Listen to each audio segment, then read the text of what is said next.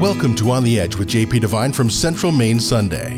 On the Edge with JP Devine Audio is sponsored by Sprague & Curtis Real Estate, the largest full-service real estate brokerage in Central Maine's capital region, selling properties, helping people, getting it done. Visit their website at spragueandcurtis.com. Now here's JP Devine. Include me out.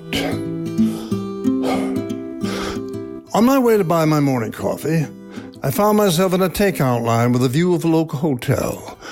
There they were, an older couple, 60, maybe older, sitting on a bench in the shade of the hotel portal. He, in that "I wish I were home" slump, was wearing his travel hat and wraparound cataract glasses, his hands folded on his lap, both corners of his mouth turned down. Easy to read. Should I go to the men's room one more time? She, on her smartphone, was chatting away, probably with friends back home in Williston, North Dakota. Oh, I hate traveling. Until I was 10 years of age, I thought the world started on my front porch and ended 6 blocks away at the Michigan Avenue movie house.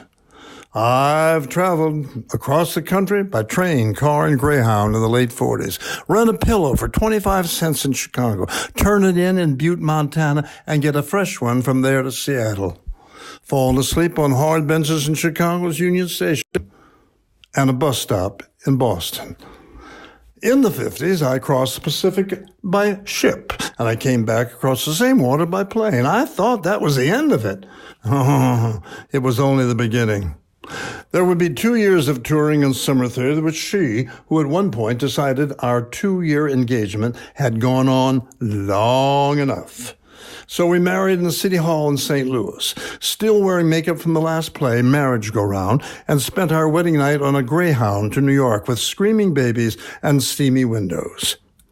Now, she, who had a normal childhood in Waterville, only left the state twice, college in Washington, D.C., and Florida on spring break, and despite the misery of life on the theater road, is to this day still crazy fond of traveling, and she misses it.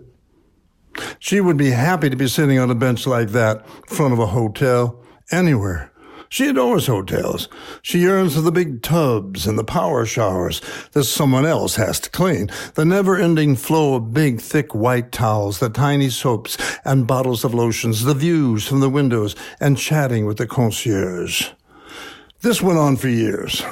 Breakfast in a hotel was her favorite event. She loved the silver coffee and teapots on white linen cloths and never ordered from the menu.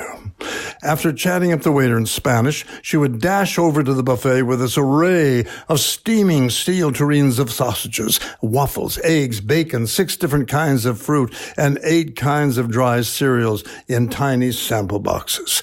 Hotels, for her, were big, endless, multi-story cement and glass entertainment centers.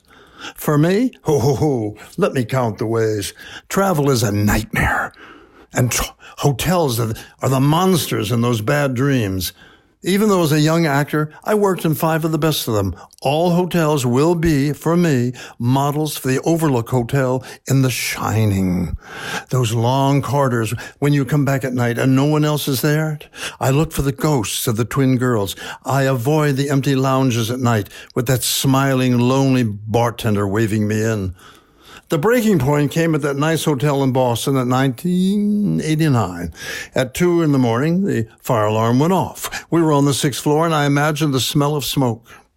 I had visions of 9/11. I, shaking her awake, pulled on my clothes. The front desk wasn't answering the phone. In the hallway, a group had formed, and a tall blonde woman in a stunning negligee stepped out. "My husband is a firefighter in New York. He told me to get my ass out of this hotel immediately." As a group, we all rushed down the stairs and pushed open an emergency door to the alley. 4 of our party shared a joint. When I reached for it, she pulled me away. Then it was over. Apologies were made. It turned out to be a false alarm. I have not been in a hotel since that night. And despite the steel tureens of sausages, bacon, waffles, and fluffy towels, I will never stay in one again. Thanks for listening to On the Edge with JP Devine from Central Maine Sunday.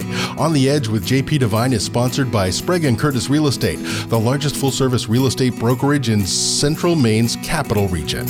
Selling properties, helping people, getting it done. Visit their website at spragueandcurtis.com. Make sure you pick up Central Maine Sunday this week wherever newspapers are sold, and visit our website at centralmaine.com.